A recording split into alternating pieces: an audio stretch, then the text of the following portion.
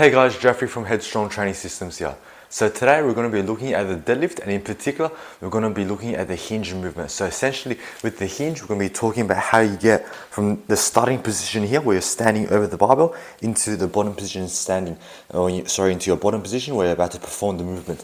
So from your standing position here, then you have to either break at the hips or at the knees in order to get down into that bottom position.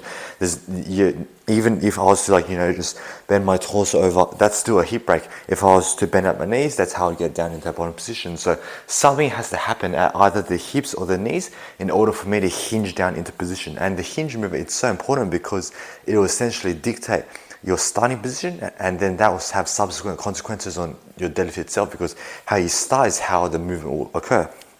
So when you perform the hinge, I like to teach it as first having the athlete sit up over midfoot over the barbell, and the most important thing here is that you want to be conscious of how your knees and your hips are acting.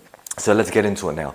From a starting position, when you perform the hinge from the standing position, I want you to think about pushing your hips back whilst not letting your knees go back as well. Because the problem with the first hinge is that when you hinge, everything goes back. The hips goes back and the knees go back as well. But we want to lock the knees into place. In fact, we actually want to push the knees for just a little bit. So how I like to do it is from here, you'll see my knees are locked in, and consciously I want to think as I'm pushing my hips back, I want to let my knees stay there. I don't want my knees to travel back. So see how my knees are staying there and my hips have gone back. Or how I like to teach it, an easier way, is to counterbalance with my arms. Because when we're pushing in with our hips back and we don't let the knees travel back as well with it, we will feel unstable, we feel like we're going to fall over. So how we combat that is I counterbalance with my arms. You'll see that as I push my hips back, I'll push my arms forward, like so. You see, by doing that, as I push my hips back and I push my arms forward, my knees, they remain in that position, like so. I'll do that one more time slowly. So as I push my hips back, I put my hands forward and my knees stay locked in,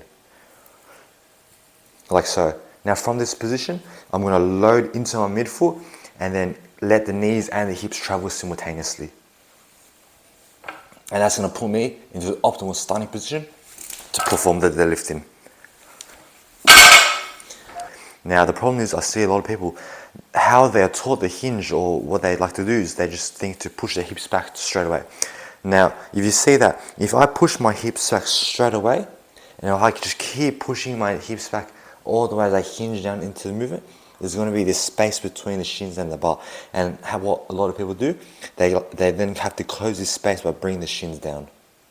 But then I think that's just introducing too many variables into the lift. So, and the second problem of purely pushing your hips back and not correcting with the knees is that you're lengthening the hamstrings too much. You'll feel engagement, you'll feel your hamstrings become tight, but that's because you're at the end range of its motion. You've pushed its range to its limit. And any muscle at the beginning of its range or at the end of its range, it won't be able to contract. So we want to put it into the mid-range where it's able to contract and give you the most benefit.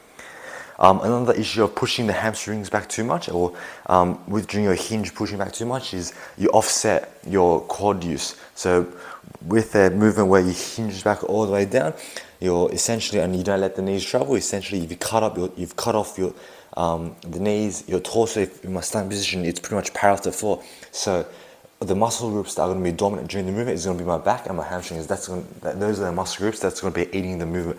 Whereas we do want an element of quad recruitment to give us the initial drive off the floor.